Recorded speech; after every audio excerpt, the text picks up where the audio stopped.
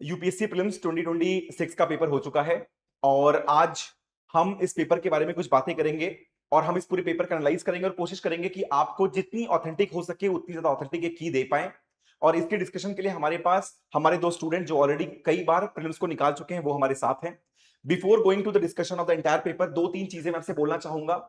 सबसे पहले कि आपने बहुत ही ज्यादा मेहनत की थी, इस बात में कोई भी दो राय नहीं है। You have worked very hard for this paper and one thing that after teaching for I'm not that experienced of a teacher, but let's say that I have taught for 3-4 years, one thing I can definitely say कि ऐसा paper कभी भी आपके मेहनत को justify नहीं करता। ये पेपर काफी अलग पेपर था। मैं कहूंगा कि मैंने 23 तक अटेम्प्ट दे रखा हुआ है, प्रीलिम्स दे रखा है, मैंने प्रीलिम्स निकाले भी हैं। ये one of the toughest paper, not one of the, but it is the toughest paper. इसके अंदर ना तो आपको पॉलिटी के क्वेश्चंस मिल रहे हैं, ना तो आपको ऐसे क्वेश्चंस मिल रहे हैं जो आप कर सकते हो। कई कई पेजेस ऐसे हैं कि चारों के चारों क्वेश्चंस आपको नहीं आते। और ये हाल तब है जब आप एक बहुत ही एक्सपीरियंस या फिर आपकी कमांड किताबों के ऊपर बहुत अच्छी स्टैंडर्ड पे बनी हुई है तो भी। तो आप बिल्कुल पैनिक ना करें, अगर आपके नंबर कम भी हैं पैनिक ना करें। अगर आपने पेपर अच्छे से किया है तो पूरी प्रोबेबिलिटी है कि आप एक अच्छे स्कोर तक पहुंच सकते हैं, क्योंकि कट ऑफ आना, यूपीएससी के आंसर लेता है, इन सब चीजों के बीच में क्लैरिटी जो है वो 2-3 दिन लग जाएगी। तो बिल्कुल पैनिक ना करें और एक बार एनालाइज करें। हम इस आंसर की जो आज डिस्कस होने वाला है, इस आंसर की के अलावा एक हम प्रिंटेड आंसर की का भी लिंक इस वीडियो के साथ डाल देंगे जहां पे आप अपने आंसर्स को वेरीफाई कर सकते हैं। लेकिन परेशान बिल्कुल ना हो, पेपर बहुत टफ था। अगर आपके आसपास कोई भी ऐसा कह रहा है कि पेपर इजी था या पेपर बहुत डुएबल था या फिर ये ट्रिक्स लग रही थी, मैं इन सब चीजों को पढ़ाता हूं। मैं आपसे बहुत ही क्लियरली कह सकता हूं कि 2 घंटे में शायद मैं इस पेपर को 2 बार पूरा पढ़ भी नहीं पाता। सॉल्व करने की बात बिल्कुल अलग है। बहुत सारी ऐसी ऐसी चीजें पेपर के अंदर लिखी हुई हैं जो मान जाना या फिर उस वक्त क्लिक करना बहुत टफ है। तो अब हम चलते हैं एक बार पेपर के डिस्कशन के ऊपर। पेपर डिस्कस करने के लिए हमारे पास इस साल के दो रैंकर हैं, वो हमारे स्टूडेंट भी रहे हैं और उन्होंने कई बार प्रीलिम्स निकाला है। First and foremost I would like to welcome Animesh sir. Animesh sir हमारे यहाँ साइंस एंड टेक के टीचर भी हैं, उन्होंने बहुत बच्चों को गाइड भी करके रखा हुआ है और वो एक बेटर पर्सपेक्टिव दे सकते हैं। क्यों? क्योंकि उन्होंने कई बार फॉरेस्ट भी निकाला है। सेकेंडली हमारे पास यशवर्धन सिंह है, रैंक 212, वो भी आपसे डिस्कस करेंगे पेपर्स। हर साल उन्होंने इंटरव्यू दिया है, कई बार सिलेक्शंस लिए हैं, तो आपको एक बेटर पर्सपेक्टिव मिल सकता है और एक रियलिटी कि एग्जाम कंडीशन में ये क्वेश्चन आपको कितना टफ लग सकता है वो भी आपको बताएंगे। So I would like to welcome you both sir. Hello, good evening everyone. My name is Animesh Jain and मेरे साथ आज यशवर्धन सर हैं। So I am rank 63, is rank 212 and we are going to discuss today's prelims paper. So पहले का अगर हम लोग broad analysis लें तो सर से पूछते हैं, how was the paper sir? So I can say that it was the most difficult paper that I have ever seen. 2023 के पेपर के बारे में कहता है डिफिकल्ट पेपर था, डिफिकल्ट पेपर था, पर कुछ चीज़ों से डिफिकल्ट बना दी थी, कुछ क्वेश्चन का पैटर्न चेंज हुआ था, लेकिन कंटेंट कहीं ना कहीं यूजफुल था। जो आपने पढ़ा है कहीं ना कहीं कंटेंट यूजफुल हो रहा था, एलिमिनेशन कुछ क्वेश्चन एलिमिनेट करने में, आंसर पाने पर। इस बार जो पैटर्न हम देख रहे हैं, कई सारे चेंजेस एक साथ मिले हैं। नए क्वेश्चंस आए हैं, नए एरिया से क्वेश्चंस आए हैं, क्वेश्चंस लेंदी हैं, क्वेश्चन डिफिकल्ट हैं, बहुत फैक्चुअल हैं। तो सर इन सब चीज़ों को देखते हुए मुझे बिल्कुल भी हेजिटेशन नहीं है ये कहने में this was the toughest paper of pre.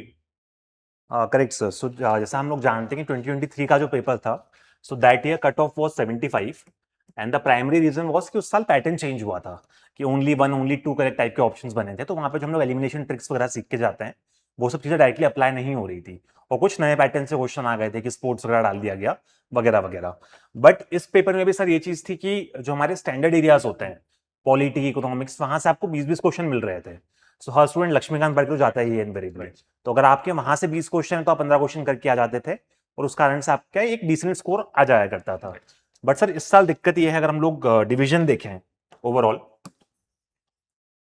So total division अगर हम लोग देखें, सो स्टैटिक हमारा जो हम लोगों ने काउंट किया, सो रफली 50 questions are from this static and current affairs के हमें 50 क्वेश्चंस मिले हैं।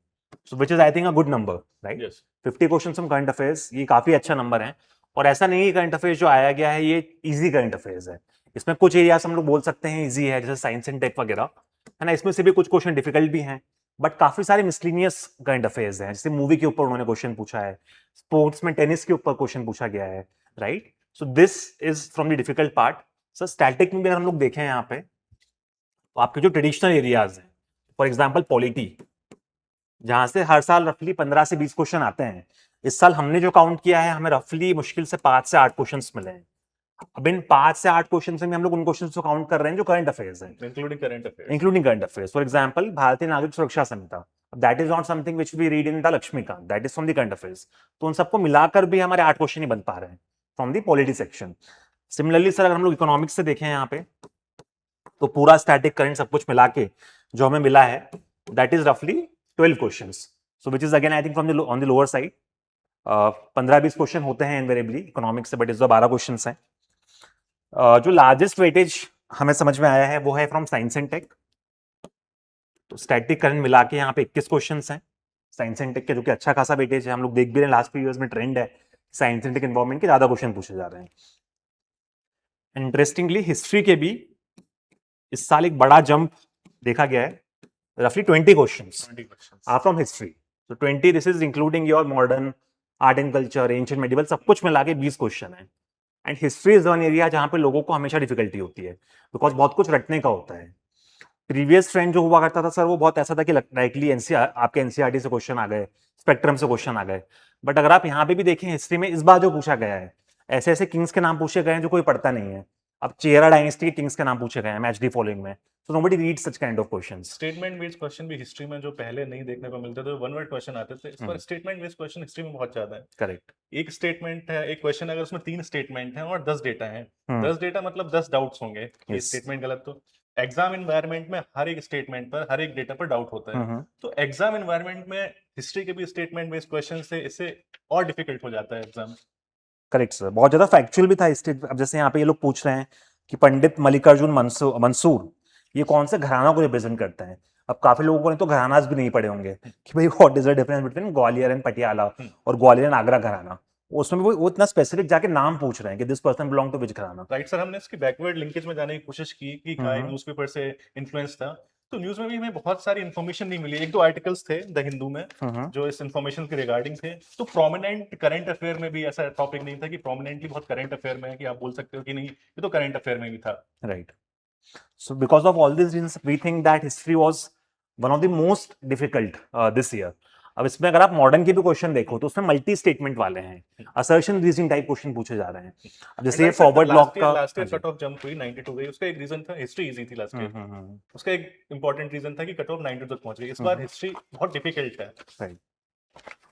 ठीक है, तो हम लोग इसके आगे अगर देखें science and tech 21 questions, history रफली 20 क्वेश्चंस हैं। ठीक है, next important topic is our environment plus geography. तो ज्योग्राफी में बोथ आपके कॉन्सेप्चुअल क्वेश्चंस भी plus mapping, India mapping, international mapping, सब कुछ काउंट करके रफली 15 क्वेश्चंस हैं। So which is again a good number. And ये हम लोग बोल सकते हैं again on the difficult side है, बिकॉज जिस तरह के क्वेश्चन पूछे गए हैं, अब जैसे आपने वो रिवर वाला क्वेश्चन देखा होगा, तो उन्होंने 4 स्टेटमेंट दिए हैं। They are asking which of the following is representing this river, कि एंटेसिडेंट रिवर है, 3 कंट्रीज को क्रॉस कर रही है, डिस्ट्रीब्यूटरीज नहीं है, और बहुत क्लोज ऑप्शंस बनाए गए हैं। ऐसा नहीं है कि बहुत अलग अलग ऑप्शन। अब इंडस और सतलज में आपको पता होना चाहिए कि Indus make distributaries while Sutlej does not. तो वो एलिमिनेट करना बहुत मुश्किल हो रहा है, because Indus and Sutlej both pass from 3 countries, right. इसके बाद अगर हम लोग देखें, so we have IR. So from IR section we have roughly 10 questions. So again IR की भी अगर हम लोग क्वेश्चंस देखें डिफिकल्ट साइड पे है, बिकॉज जो चीजें ये लोग पूछ रहे हैं, जैसे पहले पैटर्न था कि दे यूज्ड टू आस्क कि विच members of BIMSTEC, let's say which members of SCO, new members कौन से हैं। बट यहाँ पे वो पूछ रहे हैं कि भाई बिम्स्टेक का जो आपका क्वेश्चन आया है इस बार, अब जैसे ये वाला क्वेश्चन है कि बिम्स्टेक के सेंटर्स बने हैं एंड दे आर आस्किंग कौन से लोकेशन पे वो सेंटर्स बने हैं, कि बिम्स्टेक का एनर्जी सेंटर इंडिया में कहाँ पे है। अब इस तरह की चीजें हम लोग जनरली नहीं पढ़ के जाते हैं। आप पढ़ोगे कि बिम्स्टेक भाई कौन से साल बना, किस पर्टिकुलर उसका नाम क्या है, किस एक्ट के थ्रू बना, कौन कौन से मेंबर कंट्रीज है, वगैरह वगैरह। एटमेक्स सर हम बिम्स्टेक के पिलर्स की बात कर लेते हैं, कौन सी कंट्री कौन से पिलर में लीड कर रही है वो बात करते हैं, कहाँ पे कौन सा सेंटर है। ये तो बहुत ज्यादा फैक्चुअल और बहुत ज्यादा डिटेलिंग क्वेश्चन है, राइट। IR में अगर हम लोग और क्वेश्चंस देखें तो यूएन पीस कीपिंग मिशंस, सो ये लोग पूछ रहे हैं 2000 एंड 2010 के पीस कीपिंग मिशन, उनके कुछ उल्टे सीधे नाम देखे क्या वो कौन सी ईयर में लॉन्च हुआ है। सो अब UNMIL, अभी एग्जाम में डिसाइफर ही नहीं हो पाएगा कि what is this UNMIL, right. तो ये अनडूएबल क्वेश्चन है बेसिकली। अगर आपका ठीक हो रहा है तो शायद आपने पढ़ा हो, या फिर अगर आपका बाय लक ठीक हो रहा है, बट नॉलेज से इस तरह के क्वेश्चन ठीक करना बहुत ज्यादा डिफिकल्ट है। This was from IR। Next if we see, एक नया, पहले ये देख लेते हैं स्कीम्स के जो क्वेश्चन है। स्कीम्स के रफली यहाँ पे 5 क्वेश्चंस हैं। सो कुछ क्वेश्चन डुएबल हैं, जैसे नेशनल क्वांटम मिशन, ये सब हम लोग पढ़ के जाते हैं।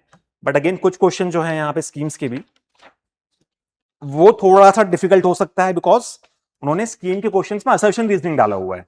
अब जैसे अगर आप ये देखें सागरमाला का question, so they have given 3 statements and they are interlinking कि whether statement 1 represents explain statement 2 explains 3। तो यहाँ पे थोड़ा सा अगर आपको स्कीम के बारे में पता भी है तो भी आपको लॉजिक लगाना पड़ेगा एग्जाम में, राइट?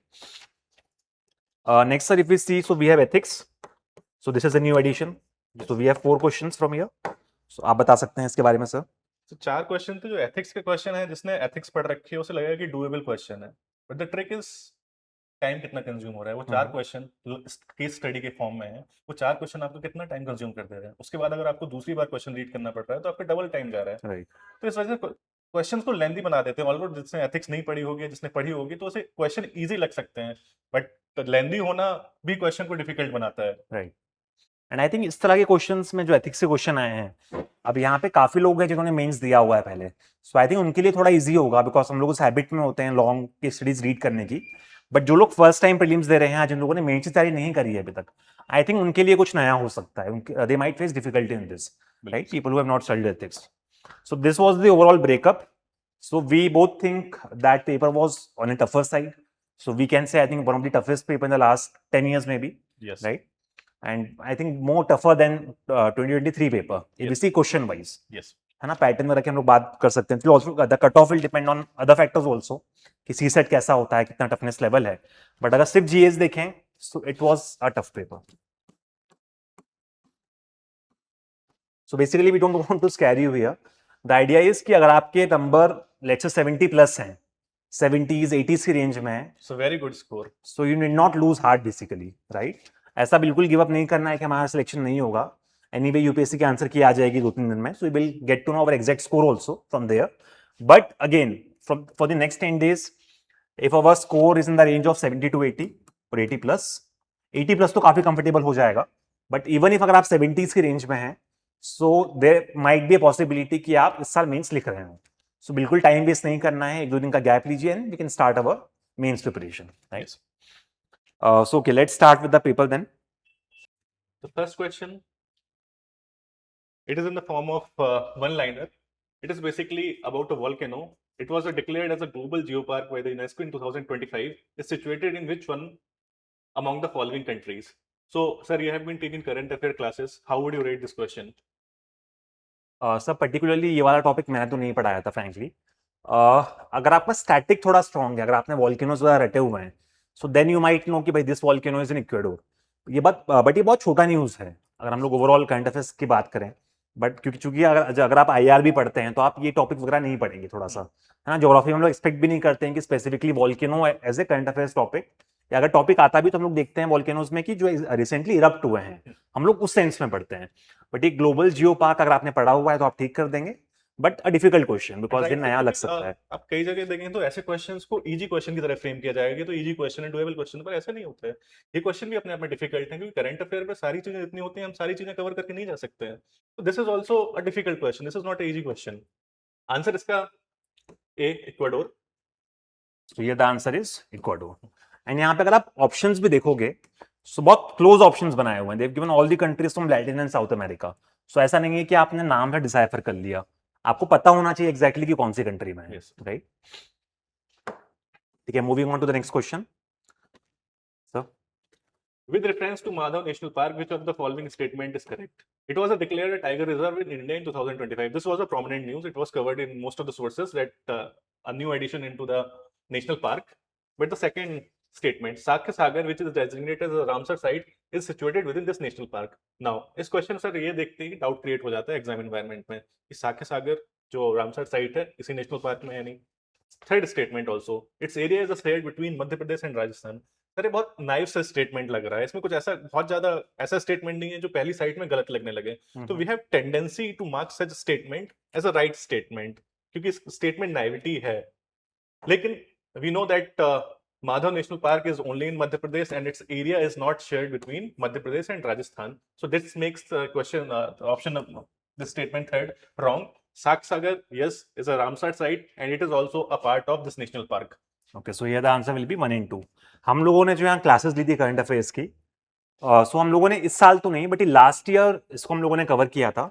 बट ऑल्सो हम लोगों ने जो स्लाइड्स प्रोवाइड करी थी, अगर आप उसमें जाके देखेंगे इन्वायरमेंट की स्लाइड्स में, देन आपको ये टॉपिक मिल जाएगा। एंड उसमें क्लियरली ये भी लिखा हुआ है कि साक्य सागर जो है that is within this particular national park. So this is we can say a medium difficulty level question, right. First question was also we can say medium difficulty या ऑन ए डिफिकल्ट साइड। अगर आपने पढ़ा है तो आप कर देंगे, otherwise आप नहीं कर पाएंगे। Third question, With reference to the climate of Andaman and Nicobar Islands, which of the following statement is correct? The climate can be defined as humid tropical coastal climate. Second statement is it receives rainfall from both southwest monsoon and northeast monsoon. Third statement is that maximum precipitation is between December and May. So, sir, this question I think is a doable question because first and second statement, they are right statement. We know about the climatic condition of Andaman and Nicobar: tropical, coastal, humid climate, and also it receives rainfall from both. And also we know there are only select regions in the country which receives maximum precipitation between December and May, and we never study that Andaman receives maximum precipitation between December and May. Andaman, like most part of the country, receives its precipitation between May and September. Right. यहाँ पे अगर आपको नहीं भी पता है तो अगर आप जो ऑप्शन रीड करोगे, tropical coastal, so we know Andaman is in the tropical region, we know it is the coastal region also, तो इसमें कुछ गलत नहीं है। तो फर्स्ट ठीक हो गया, आपका सीओडी गलत होगा। अब थर्ड में आपको ऐसे भी नहीं देखना है एज पर द स्टेटमेंट्स, है ना। सेकंड में it receives rainfall both from the south west and north east monsoon, this is also correct, है ना, वेरी लॉजिकल स्टेटमेंट। तो here the answer would be B. ठीक है, next question sir. Which of the following geographical feature or phenomenons are associated with the peninsular block of India? Submergence of part of the western coast due to tectonic activity. Sir, we study that जो हमारा western coast है वो submerged coast है और जो eastern coast है वो immersed coast है। इन्हीं सारी बेसिक पे हम लोग डिफरेंशिएटिंग फीचर भी लाते हैं कि जो ईस्टर्न रीजन है उसमें क्या डिफरेंस है, वेस्टर्न जो अपना कोस्टल एरिया है उसमें क्या क्या डिफरेंसेस है। सो this was a statement that is covered in most of the sources. Presence of residual mountain ranges such as Velikonda Hills and Mahendragiri Hills. We also know these are the prominent hills of the peninsular India. Deep V-shaped river valleys formed by fast-flowing rivers. This statement is wrong because we know for a V-shaped valley there should be a high velocity, high speed of the rivers. Mostly the high speed जो होती है वो Himalayan reverse के साथ associated होती है। तो mostly जो वी शेप्ड रिवर वैलीज जो फॉर्म होती हैं, जो अर्लियर कोर्स होता है हिमालयन रिवर्स का, उनमें फॉर्म्स होता है। इस वजह से ये स्टेटमेंट थर्ड रॉन्ग हो जाता है। So the answer here will be B. So again we can say this was an easy question, this was a doable question. अगर आपका ज्योग्राफी आपने बेसिक पढ़ा हुआ है तो ये क्वेश्चन होना चाहिए। Coming on to the next question, so it is about Sagarmala programme. So Sagarmala program seeks to achieve port-led economic growth through cost-effective and sustainable coastal infrastructure. Success of Sagarmala is reflected in significant growth in coastal and inland waterway, along with improved global port rankings. Sagarmala 2.0 aims to position India as a global maritime innovation hub, aligned with Atmanirbhar Bharat and Viksit Bharat 2047 visions. अब यहाँ पे sir question है assertion reasoning का, which of the following relationships among the above statement is correct? Statement 2 validates the effectiveness of strategies envisioned in statement 1. So this should be correct. Yes. यहाँ पे sir बात हो रही है गोल की, it seeks to achieve port-led economic growth through this and this. And second में बात हो रही है validation की, कि इससे हमारा क्या हुआ है, ग्रोथ हुआ है waterway shipping में and port ranking improve हुई है. So this statement is validating statement number 1. Yes. So we think that this is correct. So here 1 is correct. Second बात कर रहा है statement 3 extends the objectives of statement 1 by embedding them into a future oriented innovation framework.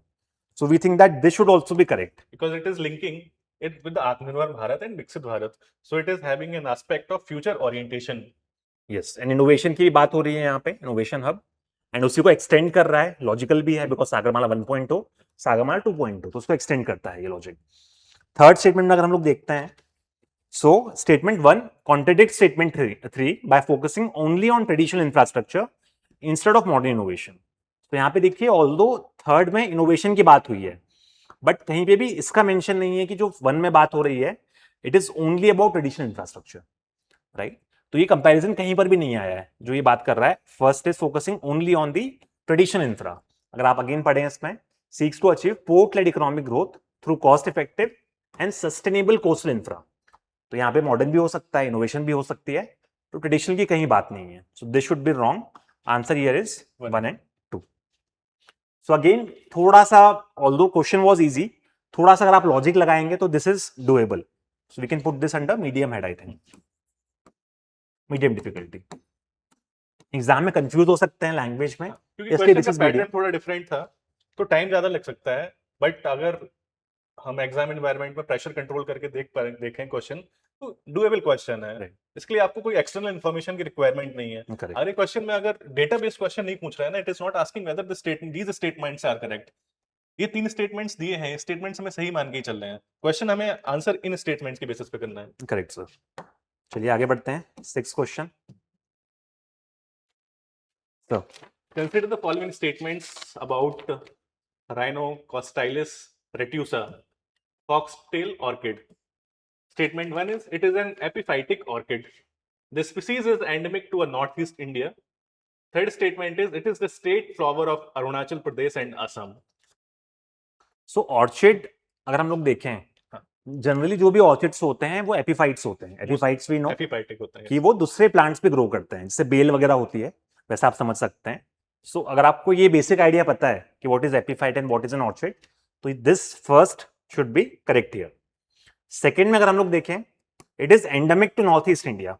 अब ये शायद पता हो भी सकता है, नहीं भी हो सकता है, मान लीजिए नहीं पता है, बट अगर आपने थोड़ा सा यूपीएससी पैटर्न फॉलो किया है तो जनरली अगर स्टेटमेंट में लिखा है कि something is endemic to this region, तो ये गलत होता है. सो ये हम लोग सिर्फ इस लॉजिक से मान रहे हैं कि आपको ये पीवाईक्यू लॉजिक्स पता है, या ट्रिक्स हम लोग बोल सकते हैं, ट्रिक्स पता है. तो एंडेमिक जनरली रॉन्ग होता है, अगर ये मान के चलें तो दिस इज रॉन्ग. एंड इसका आंसर भी यही है कि this is found through out India, तो ये एंडेमिक नहीं है. एंड थर्ड, तो अगर आपने 1 को ठीक माना, 2 को हटाया, तो हमारे पास में ए एंड बी बचता है. अब थर्ड अगेन बहुत फैक्चुअल है, it is state flower of Arunachal and Assam. So we don't really know. तो यहाँ पे अगर आप 50-50 से जाओगे, आपको एक मारोगे, एंड देयर इज चांस कि सही भी हो गलत भी हो. So here this is correct, that is it is indeed the state flower. So यहाँ पे answer will be 1 and 3. So again not an easy question. हम लोग लॉजिक लगाने के बाद, ट्रिक्स लगाने के बाद भी फाइनल आंसर तक नहीं पहुंच पा रहे हैं. Difficult question. So this is a difficult question. ठीक है. प्लस यहाँ पे ये कंफ्यूजन भी हो सकता है कि मान लीजिए यहाँ पे लिखा है एंडेमिक टू नॉर्थ ईस्ट, यहाँ पे लिखा है अरुणाचल एंड असम. आप अज्यूम कर सकते हैं कि 2 and 3 आर करेक्ट, तो आप यहाँ पे सी भी मार सकते हैं उस लॉजिक से, राइट. तो this is I think very difficult question, not doable, अगर आपने नहीं पढ़ा हुआ है specifically. So here the answer was, है ना, B, 1 and 3.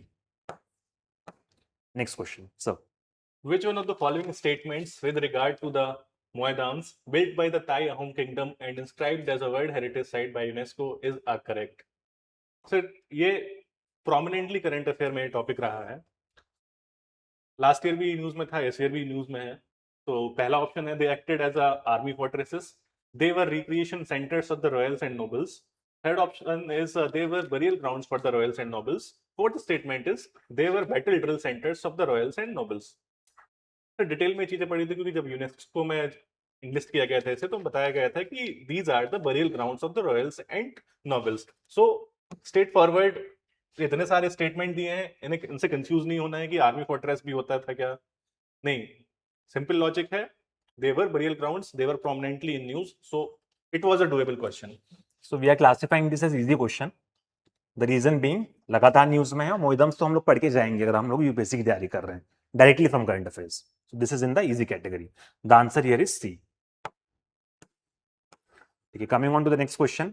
At UN Ocean Conference held in June, the FAO of UN demonstrated its leading voice on marine and ocean issues, especially on sustainable fisheries and aquaculture for resilient livelihood and blue transformation. Which of the following combination about the 4 betters proposed by FAO for blue transformation is correct? अब again बहुत ज्यादा factual question है, अगर आपने पढ़ा है कि what is the 4 बेटर्स तो आप कर पाएंगे, otherwise I don't think this was an easy question. So अगर आप थोड़ा सा, लेकिन अगर लॉजिक लगाएं, कुछ यहाँ पे बात हो रही है ओशन की, FAO है, यूएन लेवल पे बात हो रही है, फिशरीज एंड एक्वाकल्चर, तो बेसिकली सस्टेनेबिलिटी कुछ कंजर्व करना है, उसकी बात हो रही है. एंड 4 चीजों को हमें बेटर करना है. अगर सिर्फ थोड़ा लॉजिक लगाएं एंड देन अगर देखें यहाँ पे क्या ऑप्शंस दिए गए हैं. So first is better production, better nutrition, better environment, better ocean.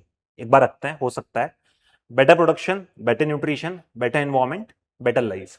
Again हो सकता है better coral reef, better nutrition, better environment and better life. अब देखो, अगर आप क्वेश्चन का एक फील ले पा रहे हो, तो जो यहाँ पे वर्ड्स लिखे गए हैं बेटर बेटर के साथ में वो जेनरिक वर्ड्स हैं। सी में बहुत स्पेसिफिक जा रहा है कोरल रीफ्स, राइट। तो अगर हम लोग चार जेनरिक चीज को बेटर करने की बात कर रहे हैं तो कोरल रीफ्स तो नहीं होना चाहिए यहाँ पे, because this is very very specific. So उस लॉजिक से, सिर्फ और सिर्फ उस लॉजिक से यहाँ पे C should be wrong. Again D देखें, better estuaries, better nutrition, better environment and better mangrove vegetation. Again estuaries and mangrove they are going specific, हम लोग ओशन इन जनरल की बात कर रहे हैं as per the question here. तो ये स्पेसिफिक जा रहा है, इसलिए हम लोग डी को भी हटाएंगे। अब बचते हैं ए एंड बी। अब यहां पे अगर आपको एलिमिनेट करना है so I would go with the B option. The reason being क्योंकि यहां पे लिखा हुआ है better ocean, so question itself is about the ocean. वो बेटर्स हमको करना है ओशन में फॉर ब्लू ट्रांसफॉर्मेशन, एंड अगर हम लोग ओशन में चार बेटर चीजें करने वाले हैं तो वो बेटर ओशन नहीं हो सकता है, बिकॉज ये ओवरऑल हेड है, उसके नीचे हम लोग चार चीजें करेंगे। उस लॉजिक से this should be wrong. Better production, better nutrition, better environment and better life, this should be the correct answer. And better life में आप लोगों ने सारे स्पीशीज को भी कवर कर लिया, उनका कंजर्वेशन भी कर लिया। तो again this is broader basically as compare to other things like coral reefs, estuaries. तो ये ब्रॉड है थोड़ा सा। तो लॉजिकली अगर सोचें B can be reached in this question I think. Also एक मतलब एग्जाम इन्वायरमेंट में डिफिकल्ट हो सकता है लॉजिक पे, क्योंकि आप ये देखें एक पहला ऑप्शन बात करता है बेटर ओशन की। अब देखोगे यूनाइटेड नेशन ओशन कॉन्फ्रेंस है, तो कई बार लॉजिक ये भी लगा सकते हैं कि बेटर ओशन तो एक इंपॉर्टेंट कंपोनेंट हो गई। करेक्ट। तो I think that exam environment में शायद लॉजिक लगाना उतना पॉसिबल नहीं हो पाए। अगर आप बेटर ओशन के लिए भी गए हैं तो अगर गलत हो गया है तो आई डोंट थिंक कि आपकी बहुत ये जेन्युइन मिस्टेक है, क्योंकि आप पहले ये सोचोगे बेटर ओशन तो पार्ट हो गई। अगर जो कॉन्फ्रेंस है यूनाइटेड नेशन ओशन कॉन्फ्रेंस है तो बेटर ओशन तो एक इंपॉर्टेंट कंपोनेंट हो गई इसका। अगर आप उस लॉजिक से जाते हैं तो आप वो भी एक वैलिड लॉजिक है। तो अगर आपने ये मिस्टेक की है तो डोंट वरी, एक जेन्युइन मिस्टेक है। So again, I think we are classifying this as a difficult question. This is a difficult question. So the answer here is B. Next. So, Which of the following statements with reference to Lake Turkana are correct? It is the largest desert lake in the world. Second statement, the lake is situated in the South Sudan along the fringe of the Sahara Desert. Third statement is the lake is listed as a UNESCO World Heritage Site and is also referred to as the Jet Sea. जैसे हम बात कर रहे थे starting में हमने बात की थी, इस बार जो क्वेश्चंस थे उनमें डेटा इंटेंसिव क्वेश्चंस थे, बहुत सारे डेटा हैं इसमें। इस क्वेश्चन में भी इतने सारे डेटा हैं। सबसे पहले it is the largest desert, पहला डाउट यहाँ से आता है। सेकंड डाउट आता है कि साउथ सूडान में है या नहीं। तीसरा डाउट आता है eastern fringe of Sahara desert पे है या नहीं। चौथा डाउट आता है कि जेड सी की तरह रेफर की जाती है नहीं। पांचवा डाउट आता है कि ये यूनेस्को वर्ल्ड हेरिटेज साइट में इनलिस्टेड है या नहीं। तो एक क्वेश्चन में आपको 5 डाउट्स हो सकते हैं एग्जाम एनवायरनमेंट में, और एग्जाम एनवायरनमेंट में इन पांचों डाउट्स को ओवरकम करना डिफिकल्ट होता है। so here the answer is first statement is correct. Second is wrong here. This is not in South Sudan. This is in Kenya. And also यही जो होते हैं, जो छोटे पॉइंट्स होते हैं, हमें कैसे हेल्पफुल होते हैं। अगर आपको पता है केन्या में है तो सारे आप डायरेक्टली आंसर पे आ सकते हो। तो जो जो छोटी छोटी चीजें पढ़ते हैं डायरेक्टली इनडायरेक्टली कैसे हेल्पफुल हो सकती हैं। अगर सिंपली पता है कि साउथ सूडान में नहीं है, केन्या में है, तो ये क्वेश्चन काफी इजी हो जाता है फिर उसके बाद। And here third statement is also correct. So the answer here would be B, 1 and 3. Okay, coming on to the next question. Which one of the following is the first Plan Vivo certified reducing emissions from deforestation and forest degradation plus project in India? अब देखिए थोड़ा सा जो मैंने search किया, I did not find this in the current affairs. इसको जो read plus status मिला था, ये द आंसर इज सी, खासी hills community read plus project. But this was given way back in 2011, so I'm not sure why this question was asked. Maybe this appeared somewhere, कुछ award वगैरह मिला, I'm not sure. But this was not definitely a current affair question. ये बहुत पहले मिल गया था इसको read plus status, and somehow उन्होंने वहां से पिकअप करके पूछा है। So again very static, very you can not take any logic, कुछ भी आप गेस वर्क नहीं कर सकते हो, यहाँ पे आप पहुंच नहीं पाओगे आंसर पे। So again we are classifying, ये क्वेश्चन वैसा जो आप छोड़ सकते हैं, this is a leavable question, क्योंकि नो क्लू है यहाँ पे, कुछ भी नहीं पता है हमें। तो this is again a difficult question.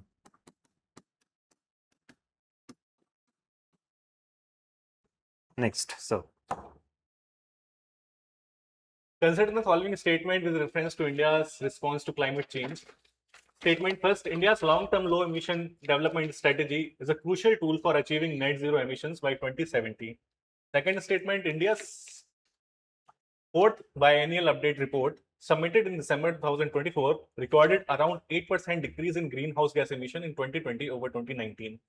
Climate resilient development necessarily depends on quick and short-term achievement of emission reduction and targets.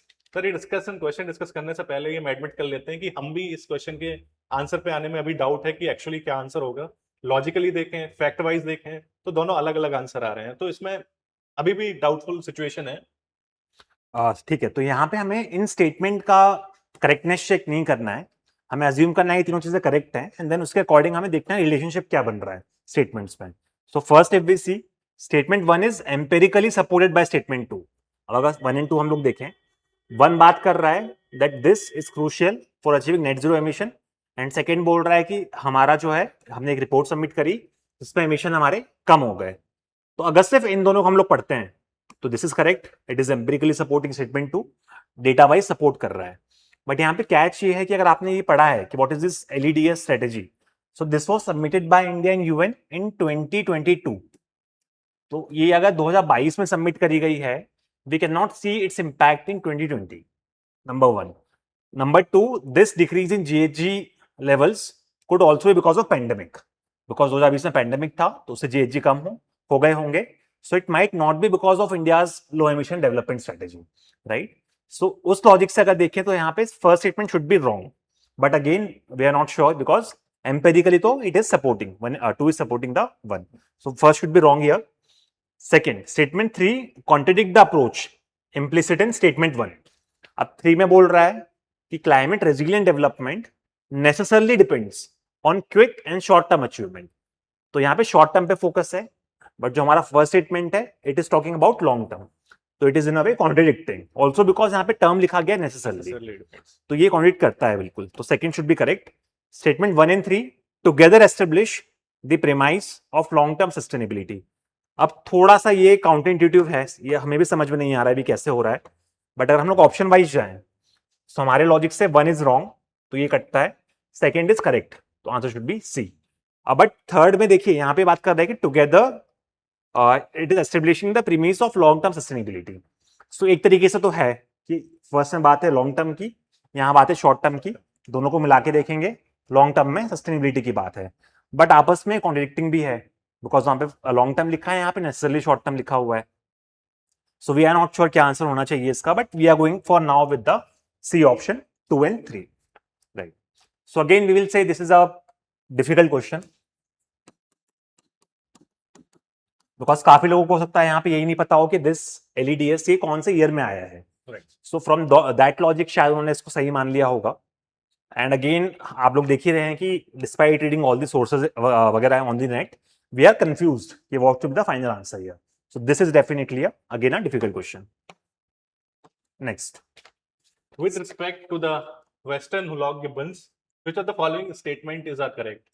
First statement, a sanctuary in northeast India is home to this ape species listed as endangered in the International Union for the Conservation of Nature Red List. They have specialized brachiation and can easily swing between trees. Third statement, they possess a strong and heavy build like gorillas, yet are remarkably agile tree climbers. देखिए hollow गिब्बॉन ऐसा species है जो हम लोग पढ़ते हैं generally. अगर आप 15-20 स्पीशीज पढ़ के जाएंगे तो hoolock gibbon has to be one of them. And यहाँ पे भी also know that this sanctuary hoolock gibbon sanctuary it is in Assam, तो ये भी हम लोग को जनरली पता होता है. सो फर्स्ट हाफ ठीक हो गया. सेकंड, अगर आपको ये चीज याद है एग्जाम में कि it is endangered, well and good, otherwise आपका ये गलत हो जाएगा. तो यहाँ पे first statement is correct. Second अगर देखें, they have specialised brachiation and can easily swing between trees. Brachiation is basically arms का यूज करके वो एक ट्री से दूसरे ट्री पे जंप कर सकते हैं. एनीवे वी नो कि भाई this is a species of app, तो ये जंप तो कर ही सकता है ट्रीज के बीच में, तो ये काफी जेनरिक स्टेटमेंट लग रहा है. एंड जंप कर सकता है तो कुछ स्पेशलाइज्ड ऑर्गन भी होगा जिसका कारण से जंप कर रहा है, तो second should be correct here. They possess a strong and heavy build like gorillas. तो देखिए अगर आपने यहाँ पे फोटो देखा है हॉलो गिब्बॉन का कभी, तो काफी स्लेंडर बिल्ड होता है. It is not heavy build like gorilla. Gorilla तो काफी बड़ा होता है, बट ये थोड़ा सा शॉर्टर भी होता है, लीनर भी होता है ना, स्लेंडर बिल्ड है. तो इस कारण से जो है यहाँ पे थर्ड स्टेटमेंट गलत हो जाएगा. प्लस अगर आप देखें ये कॉन्ट्रडिक्ट कर रहा है आपस में. दे possess a strong and heavy build yet are remarkably agile tree climbers. तो अगर इनका हैवी बिल्ड होता लाइक गोरिल्ला तो ये एजाइल ट्री क्लाइंबर्स नहीं हो पाते. That is the exact reason why they don't have a heavy build like gorilla. So here third is wrong. The answer would be B, 1 and 2. So again we can say here that यहाँ पे third में confusion हो सकता है, but 1 and 2 was something which were doable. So we are classifying this as a medium difficulty question. The answer is B, 1 and 2. So next question. Which of the following best explains the rationale for protecting mangrove ecosystem in the context of climate resilience? Mangroves reduce tidal energy and store fresh water, making them ideal sites for paddy cultivation in saline estuarine belts. Second, their salt-sensitive roots filter seawater, making mangroves key to converting coastal land into freshwater aquaculture zones. By withstanding tidal surges and offering biomass resources, mangroves function both as a natural bioshields and livelihood basis for rural communities. Sir इसमें जो most पूरे question का जो catch है वो एक single word में है. सॉल्ट सेंसिटिव हम बात करते हैं मैंग्रोव्स के बारे में, तो जो इनकी रूट्स होती हैं वो सॉल्ट सेंसिटिव नहीं होती, वो सॉल्ट टॉलरेंट होती हैं. और यही एक फीचर होता है, वही इनका एक फिजियोलॉजिकल फीचर होता है, वो हेल्पफुल होता है उन्हें उस सॉल्टी इन्वायरमेंट में सर्वाइव करने के लिए. अगर आप ये स्टेटमेंट कैच कर पाते हैं, ये वर्ड कैच कर पाते हैं कि सॉल्ट सेंसिटिव नहीं है, सॉल्ट टॉलरेंट है, तो क्वेश्चन थोड़ा इजी हो जाता है. ठीक है, सॉल्ट सेंसिटिव हो भी नहीं सकती है, they are growing along the coast line, तो अगर सॉल्ट से सेंसिटिव है तो वो ग्रो कैसे करेंगे, सर्वाइव नहीं कर पाएंगे, सर्वाइव ही नहीं कर पाएंगे. सो ये सेकंड इज रॉन्ग. चलिए अगर ये नहीं भी पता है तो आगे देखिए क्या लिखा है, filter sea water and making mangroves key to converting coastal into fresh water aquacultural zones. कैसा पॉसिबल है कि मैंग्रोव के होने से आपका कोस्टल लैंड जो है वो फ्रेश वाटर में कन्वर्ट हो गया एंड रूट्स कन्वर्जन का काम कर रही है पानी को. तो ये बहुत फार फेच्ड स्टेटमेंट है, तो यहाँ पे 2 वुड बी रॉन्ग. सो आपका बी एंड सी कट जाता है. आपका जो थर्ड स्टेटमेंट है, they withstand tidal surges, yes, and offer biomass resources, yes. Mangrove function both as natural bioshield and livelihood basis. काफी जेनरिक स्टेटमेंट है, कुछ डिफिकल्टी नहीं है. Third is correct, answer is D. 1B अगर देख लें, mangrove reduce tidal energy, yes, and store fresh water, no. Mangrove does not store fresh water. Store कैसे करेगा? Making them ideal site for paddy cultivation in saline estuaries belt, नहीं. So this is wrong. The answer here is D, 3 only. Doable question. This is doable, but थोड़ा सा यहाँ पे catch अगर आप ये पकड़ पाए salt sensitive वाला, so we might classify this as easy to medium. Easy to medium level.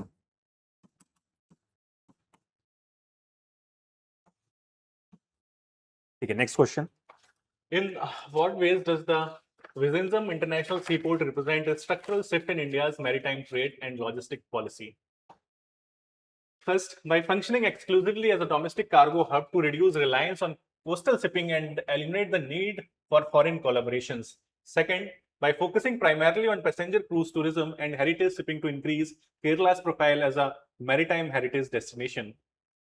Third statement, by leveraging its natural deep draft and strategic location to reduce dependence on foreign transshipment ports, enhance revenue retention and reposition India in regional maritime trade. So sir, ये जो news है काफी prominent रही है, particularly in the news of transshipment ports. जब भी हम means के लिए भी जो पोर्ट्स के बारे में बात करते हैं तो ट्रांसशिपमेंट पोर्ट्स की कितनी रिक्वायरमेंट होती है और कैसे वो सारी चीजें बढ़ाते हैं जो लॉजिस्टिक कॉस्ट भी अल्टीमेटली इंक्रीज कर देते हैं. तो ट्रांसशिपमेंट पोर्ट्स डायरेक्टली रिलेटेड है विजिंजम इंटरनेशनल सी पोर्ट से और एक बहुत ही प्रोमिनेंट न्यूज थी. बट इस क्वेश्चन की सर अगर आप लैंग्वेज देखें, मान लीजिए आपको कुछ भी नहीं पता है इसके बारे में, आप ये फर्स्ट टाइम देख रहे हैं कि this is an international sea port. अब लैंग्वेज देखें, by functioning exclusively as domestic cargo, तो अगर ये होता why are we calling it international sea port, तो 1 इज रॉन्ग हियर. आपका ये और भी कट गया. Bye focusing primarily on passenger cruise tourism, नहीं. अगर इंटरनेशनल सी पोर्ट है तो it will be for transshipment वगैरह, इंटरनेशनल जो है गुड्स का मूवमेंट उसके लॉजिस्टिक्स के लिए होना चाहिए. It can not be for passenger tourism primarily. तो ये सेकंड इज ऑल्सो रॉन्ग. आपका सी भी कट गया, answer is D. And D में वही लिखा हुआ है कि फॉरेन ट्रांसशिपमेंट पोर्ट वगैरह, enhance revenue, maritime trade. So here D is the correct answer. So again I think easy question. आपको कुछ भी नहीं पता है तो भी जस्ट विद द लैंग्वेज आप यहाँ पे आंसर पे पहुंच सकते हैं. yes.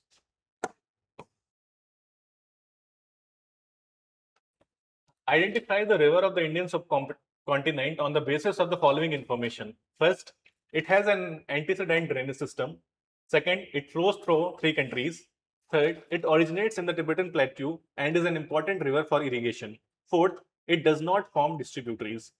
सर कहीं ना कहीं अगर देखें हम पहले तो कुछ स्टेटमेंट्स देखें तो हम आंसर पे नहीं आ पाएंगे इस क्वेश्चन में कि एंटीसीडेंट ड्रेनेज सिस्टम में पढ़ते हैं क्या डिफरेंस होता है, एंटीसीडेंट रिवर्स कौन कौन सी होती हैं, 3 कंट्रीज से कौन कौन सी रिवर फ्लो करती हैं, सभी क्वेश्चन पे आंसर पे आना बहुत डिफिकल्ट है। Originates in Tibetan plateau, more than one river है जो तिब्बत प्लेट्यू से ओरिजिनेट कर रही हैं, इरिगेशन के लिए यूजफुल भी सारी रिवर्स ही हैं। है, इरिगेशन के लिए सभी इंपॉर्टेंट है। हम लोग बहुत डिफिकल्टी हो रही है यहाँ पे आंसर पे आने में, बट जस्ट एक क्लू है यहाँ पे। जैसे एक तो तिब्बतन प्लेट्यू अगर लिखा हुआ है, 3 कंट्रीज लिखा हुआ है, एंटीसीडेंट, तो कहीं ना कहीं हम लोग थोड़ा सा नैरो डाउन कर सकते हैं बी एंड सी। हमें पता है इंडस सतलज दोनों की दोनों आपके तिब्बत से निकलती है। यहाँ पे लिखा हुआ है डज नॉट फॉर्म डिस्ट्रीब्यूटरीज। अब इस लॉजिक से अगर हम लोग जाएं तो आपका इंडस नहीं होगा, Indus has many distributaries, but Sutlej के केस में we know that Sutlej do not have distributaries. अगर आपको ये पता है, answer is C. Because Sutlej is the tributary of Indus, yes, so it does not form distributaries. So ये क्वेश्चन सर ऐसा है कि अगर आपका क्लिक कर जाता है एग्जाम इन्वायरमेंट में कि सतलज खुद ट्रिब्यूटरी है इंडस की, तो इजी हो सकता है, but overall it is a difficult question.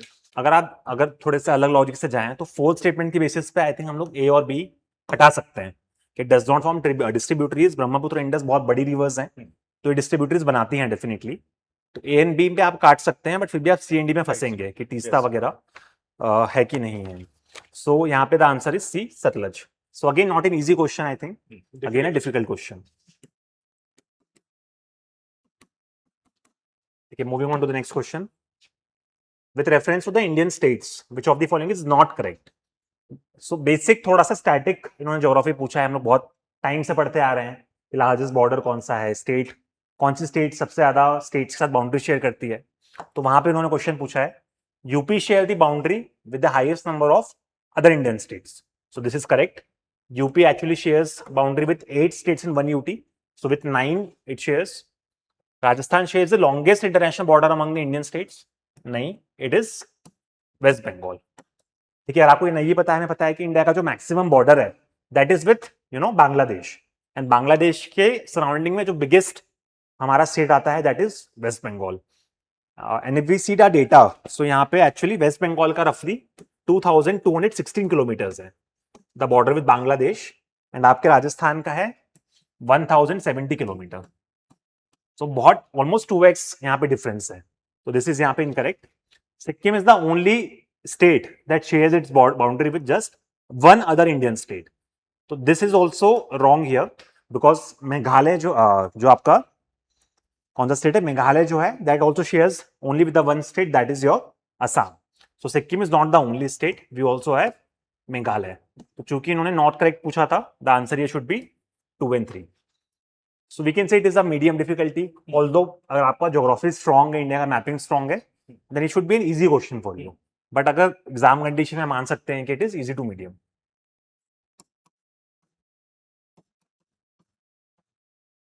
ठीक है, नेक्स्ट क्वेश्चन देखते हैं 17. Which of the following statement with regard to the arrival of Amur falcons at Doyang Lake in Nagaland each year from Mongolia is are correct?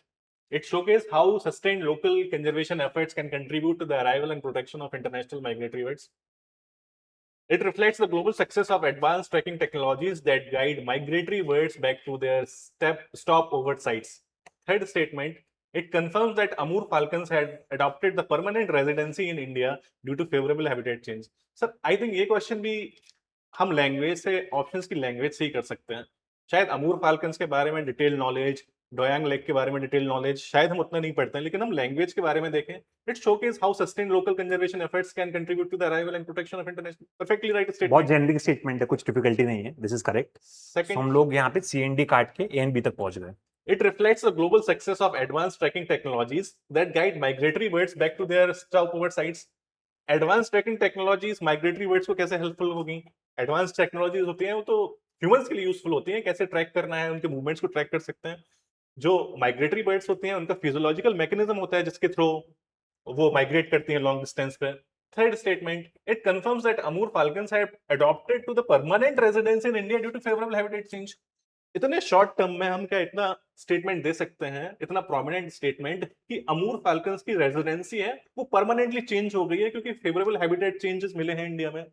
तो this statement is very far fetched statement, very extreme kind of statement. तो यहाँ पे third definitely wrong है, first definitely ठीक है, second को हम लोग इसलिए गलत मान रहे हैं जस्ट बिकॉज यहाँ पे इन्होंने लिखा है कि tracking technology can guide migratory birds. So technology birds को थोड़ा ना गाइड कर रही है, वो तो हमारे लिए है, तो हम लोग यहाँ पे इसको रॉन्ग लेके चल रहे हैं। Answer according to us should be here one only. So again हम लोग बोल सकते हैं कि लैंग्वेज बेसिस पे डिसाइफर कर रहे हैं। So medium difficulty level question. ठीक है, next. Which among the following are the objectives of the Rainfed Area Development Initiative under the National Mission for Sustainable Agriculture?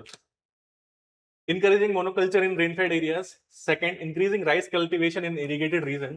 Third, enhancing productivity and minimizing climatic risk through integrated farming system. ये भी हम statement basis पे कर सकते हैं। कोई भी area होगा, रेनफेड एरिया होगा, वहां पे मोनोकल्चर क्यों प्रमोट करेंगे? इंक्रीजिंग राइस कल्टीवेशन, अगर कोई इरिगेटेड रीजन्स है उसमें राइस कल्टीवेशन कैसे प्रमोट करेंगे? अनसस्टेनेबल प्रैक्टिस हो जाएगी, अनसस्टेनेबल हो जाएगी, correct. Third statement, enhancing productivity and minimising climatic risk through integrated farming system, right?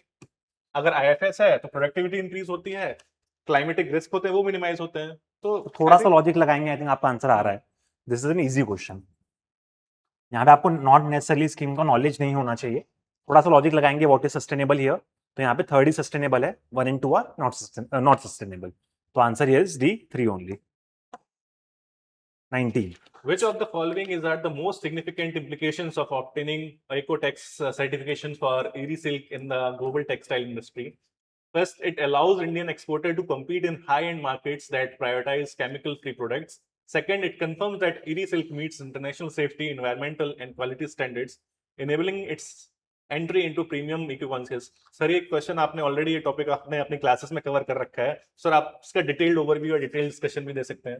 देखिए पहले तो मैं बताऊं, अगर आपको कुछ भी नहीं पता है, आपने देखा कुछ सर्टिफिकेशन है, हमारे यहाँ सिल्क है, टेक्सटाइल इंडस्ट्री है, उसको कुछ सर्टिफिकेशन मिला है, हमें सिर्फ इतना नॉलेज है। तो आप दोनों स्टेटमेंट को पढ़ोगे, दोनों में पॉजिटिव बात हो रही है कि केमिकल नहीं है, केमिकल फ्री प्रोडक्ट्स हैं, प्रायोरिटाइज कर रहा है उसको, और इससे हमारे स्टैंडर्ड्स मीट होंगे, हम लोग इको कॉन्शियस मार्केट में एंटर कर पाएंगे। तो if I am in the exam hall without the knowledge of this question, I would definitely go with the answer C. बस कुछ भी गलत नहीं लग रहा है दोनों स्टेटमेंट्स में। बट अगर थोड़ा और डीप में देखें, so eri silk, it was in news last year, so early 2025। So basically ये कॉन्सेप्ट आया था, असम में होता है ये eri silk, and this is also known as the peace silk. इसको हम लोग पीस सिल्क बोलते हैं, अहिंसा सिल्क भी बोलते हैं। इसका रीजन ये होता है कि हम लोग जो सिल्क एक्सट्रैक्ट करते हैं, एक्सट्रैक्ट करने से पहले हम लोग जो है, जो आपकी कोकून के अंदर मॉथ होता है, उसको हम लोग जो है we allow it to emerge, तो उस मॉथ की किलिंग नहीं होती है। At the same time we are able to get the silk. That is the idea behind this, you know, eri silk. तो इस प्रोसेस में केमिकल्स भी कंपैरेटिवली लेस यूज होते हैं। जो लोग इन्वायरमेंटली कॉन्शियस हैं कि किलिंग वगैरह नहीं होना चाहिए, यू नो, सिल्क वॉर्म का या फिर आपके जो मॉथ का, तो वो लोग भी इस प्रोडक्ट को लेंगे। So here the answer should be C, both 1 and 2। So कुछ लोग हो सकता है क्वेश्चन देख के डर जाएं या उसको देख के छोड़ दें, तो from that perspective we are putting this as a medium difficulty question. Otherwise अगर आप सिर्फ लैंग्वेज में जा रहे हैं तो ऐसा कुछ गलत नहीं है, आप बिल्कुल मार के आगे बढ़ सकते हैं। यहाँ पे C is the answer. Okay, next question. Ships from which of the following countries have to cross the Strait of Hormuz to reach out to the Indian Ocean? ये एक ऐसा क्वेश्चन है जो एक्सपेक्टेड था सारे सोर्सेस में, जो straight of Hormuz last few months में जितना न्यूज में था। और वैसे भी देखें, जो स्ट्रेट ऑफ हॉर्मूज की स्टैटिक पॉइंट ऑफ व्यू से भी उसकी जो मैपिंग पार्ट है वो काफी प्रोमिनेंट और इंपॉर्टेंट है। Ships from which of the following countries have to cross the Strait of Hormuz to reach out to the Indian Ocean? Bahrain, Syria, Qatar, Egypt। Basically हमें जो उनकी कंट्रीज हैं, basically उनकी लोकेशन को identify करना है world map पे, और वहां से शिप्स को हॉर्मुज क्रॉस करना पड़ेगा या दूसरे रूट के थ्रू आएंगे, वो आइडेंटिफाई करना है। So I think this is an easy question. We're not discussing this. Yes. Right? Strait of Hormuz directly हमें न्यूज में था. So this will be a easy question. The answer here is B, 1 and 3. So Bahrain and Qatar. यहाँ से अगर आप आते हैं तो you have to cross the Strait of Hormuz here. ठीक है, next question. In the Pleistocene period. So, in the Pleistocene period, either the Yamuna once flowed into the Indus or the Satluj flowed into the Yamuna, and one major tributary of either had shifted from Ganga to the Indus or vice versa. ये sir different kind of question है जिन्होंने कुछ absolute statements दे दिए हैं, हमें उनकी authenticity जज नहीं करनी है इन स्टेटमेंट्स की। वो स्टेटमेंट ट्रू ही है, उस स्टेटमेंट को ट्रू मान के करना है। ये डिफरेंट पैटर्न ऑफ क्वेश्चन है जो इस बार पहली बार अपीयर किए हैं। क्वेश्चन यहां से स्टार्ट होता है, which of the following is at the basis of the above assertion. अगर कोई एक असर्शन मेड कर रहा है, असर्शन मेड कर रहा है, तो उसके बेसिस क्या है, किन किन सोर्सेस, किन किन ऑथेंटिक फैक्टर्स के बेसिस पे ये स्टेटमेंट बोला जा रहा है। पहला, the Nadi Sukta of the Rigveda. Second, the exploration of the Satluj and the Yamuna by the Robert Bruce Foote. Third, the presence of the same species of dolphins in both Indus and Ganga river system. तो ये question भी एक ऐसा question है जहां भी doubt की situation बनी हुई है. डाउट्स दो तीन वजह से हैं. पहला, द नदी सूक्ता ऑफ द ऋग्वेदा, और जिनकी जो टाइमलाइन दी गई, जो प्लिस्टोसीन पीरियड की जो टाइमलाइन दी गई है, और जब नदी सूक्त ऋग्वेद का कंपोज हुआ है, तो इसमें बहुत सिग्निफिकेंट डिफरेंस है टाइम ड्यूरेशन में. तो क्या नदी सूक्त के रीजन माना जा सकता है, एक असर्शन के पीछे इसका बेसिस माना जाता है? ये एक मेजर डाउट है आई थिंक सर इस क्वेश्चन में. Plus Rigveda, we are not sure कि whether we are considering this as a scientific source to assert that Yamuna once flowed into the Indus. तो उस लॉजिक से भी अगर जाएं, whether this is a scientific source or not, इसमें भी doubt यहाँ पे हो सकता है. But for now we are assuming this is correct, because कुछ सोर्सेज में जितना हमने रीड किया ये लिखा गया है कि जो है Yamuna once flowed into the Indus और सतलज इनटू द यमुना. तो हम लोग वन को ठीक मान रहे हैं. Exploration of Sutlej in Yamuna by Robert Bruce Foote, ये भी ठीक है, इनकी जो स्टडीज हैं उससे हमें ये आइडिया लगता है. So as per us the answer should be here 1 and 2. जो थर्ड स्टेटमेंट है उससे कंक्लूसिवली ये नहीं बोला जा सकता, एंड ये जो ऑप्शन का फॉर्मेट है उससे भी हम लोग देख के थर्ड आंसर पे हम लोग नहीं पहुंच सकते, बिकॉज 1, 2 and 3 नहीं दिया हुआ है. So for now we are going with the answer C 1 and 2, but थोड़ा सा डिबेटेबल क्वेश्चन है, you have to wait for the UPSC official answer key for this question. ठीक है, next question, I think this is one of the easiest question here. What does an empty seat represent in early Buddhist iconography? Iconography ये बहुत important topic है. हम different मुद्रास की बात करते हैं, जो डिफरेंट सिंबल्स हैं वो क्या रिप्रेजेंट करते हैं. ये बहुत इंपॉर्टेंट टॉपिक है. प्री के लिए भी पढ़ते हैं, मेंस में भी अपने आंसर को सब्सटेंशिएट करने के लिए आइकोनोग्राफी और आइकोनोक्लास्टी, इनके एग्जांपल्स का यूज लिया जाता है कि आइडियली जो सिंबल है वो क्या रिप्रेजेंट करते हैं और उनकी डीपर फिलोसफिकल मीनिंग क्या होती है. तो सिमिलरली इसमें एम्प्टी सीट रिप्रेजेंट करती है the meditation of the Buddha. This was an easy question. हम लोग थोड़ा बेसिकली पढ़ के जाते हैं. जैसे फर्स्ट सरमन है, this is represented by the wheel, धर्म व्हील. ठीक है, महापरिनिब्बान, this is represented by the stupa of Buddha, right? Stupas. So ये basic हमें पता होता है. So that's why we are classifying this as an easy question. The answer is A here. 23 next. Which of the following pairs of the ancient and modern names of the river is are correctly matched? Ancient rivers के name दिए गए हैं, पढ़ के जाते हैं modern culture में, ancient history में. वहां पे कंफ्यूजन हो सकता है वितास्ता, आस्किनी, चिनाब, झेलम में, क्योंकि इंटरचेंज किया गया है. तो व्यास के लिए हमें पता है, व्यास का जो ओरिजिनल नेम है, एंशिएंट नेम है, वो आई थिंक विपासा के नाम से प्रोमिनेंट रिवर है जो हमें एंशिएंट टाइम में मिलती है. यव्यावती एक ऐसी रिवर है जो हमने भी पहली बार सुनी थी. इसका बहुत प्रोमिनेंट, इसका जो हमें प्रेजेंट डे सोर्स मिला है that is the job river in Pakistan. ठीक है, परूशनी रवि इज करेक्ट. यहाँ पे इंटरचेंज किया हुआ है विद आशय Jhelum, Askini is Chenab. So yeah, the answer should be 3 only, C. But again, this is a very difficult question, I think. परूशनी तक आप पहुंच सकते हो, बट थोड़ा सा विताशा, आस्किनी, कुछ लोगों ने इंटरचेंज किया, क्योंकि हम सब पढ़ते हैं कि वितास्ता, आस्किनी, परूशनी नेम्स हैं एंशिएंट रिवर के, पर एग्जैक्ट इसका नेम क्या था, या तो आपने किसी ने अगर ट्रिक बना के याद कर रखा है तब इजी हो पाता है. लास्ट टाइम में हम ये टॉपिक रिवाइज भी नहीं करते हैं, तो ये डिफिकल्ट क्वेश्चन है. ऑल्दो फाउंडेशन में या फिर स्टैंडर्ड बुक से हम पढ़ते हैं तब ये सारी चीजें पढ़ते हैं, लेकिन लास्ट मिनट में ये चीज याद नहीं रहती है. तो this is definitely a difficult question. But उसमें भी जो फोर्थ ऑप्शन है ये कोई नहीं पढ़ता है, राइट? सो हमें यहाँ तक पहुंचना डिफिकल्ट हो सकता है डेफिनेटली. आपने 3 को ठीक मान भी लिया, आपको पता है फर्स्ट एंड सेकंड गलत है, बट फिर भी आप बी मारोगे या सी मारोगे, बिकॉज फोर्थ तो हमें पता ही नहीं है ये वेवती कौन सा रिवर है, राइट? तो this is a difficult question. The answer here is C, 3 only. Next, which of the following statements on the Amaravati stupa and its relief sculpture is the correct? It was located in the lower Krishna Valley. So yes, Amravati हमें पता है, आंध्र प्रदेश. तो this is the lower Krishna Valley. In India, it was next only to the Sachi Stupa in size. So here this is wrong because Amravati Stupa is bigger in size than the Sachi Stupa. Second यहाँ पे गलत है. Amravati School of Sculpture made a lasting impact on the later South Indian sculpture and its products were carried to Sri Lanka and Southeast Asia. So very generic statement के impact हुआ है, वहाँ पे trade वगैरह हुआ है, ठीक है, एक्सपोर्टेड वगैरह हुआ है. Third is correct here, so 1 can be eliminated. 1 is right here, C is wrong and 2 is also wrong. Here the answer is B. अब देखिए यहाँ पे 1 and 3 तो हमें पता है. सेकंड में डाउट हो सकता है कि साइज का कंपैरिजन हम लोग शायद जनरली नहीं पढ़ते हैं, अमरावती बड़ा है या आपका साजिद स्तूपा बड़ा है. अगर आपको पता है तो आप पहुंच सकते हैं, अदरवाइज जो है आप 2 ऑप्शंस में आगे कंफ्यूज हो जाएंगे कि बी मारें कि यहाँ पे डी मारा जाए ऑप्शन में। और जो अलग अलग सोर्सेस हैं वो बोल रहे हैं कि जो अमरावती से स्तूपा है उससे भी कई जो स्तूप थे वो भी बड़े थे, तो ऐसा नहीं है कि इंडिया में सेकंड है, इससे भी कुछ बड़े स्तूप्स आइडेंटिफाई किए गए हैं, तो ये स्टेटमेंट रॉन्ग माना है हमने। ठीक है, so here the answer is B 1 and 3। 24th 25th next question, which of the following pairs of the king and his dynasty in early historian Tamilian is are not correctly matched? Sengotu I Chera, Udyanjiral and Nedunjirian।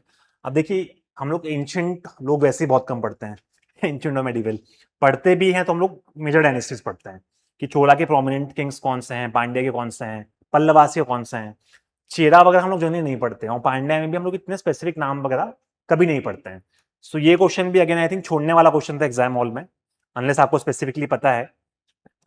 But इसमें अगर answer हम लोग देखें, सो this is correct, first one is, yes first one is correct, यहाँ पे third one is also correct. ये जो आपके उदयनजिरल हैं he is from the Chera dynasty, तो यहाँ पे खाली second is incorrect, so the answer here will B B2 only because second is incorrect, 1 and 3 is correct. But again मतलब मैं खुद पढ़ाता हूँ एंशिएंट हिस्ट्री वगैरह, मैंने बहुत रेयर हुआ है कि मैंने ये नाम रटे हैं, नाम देखे जरूर हैं एक दो बार बट ये रटे कभी नहीं है।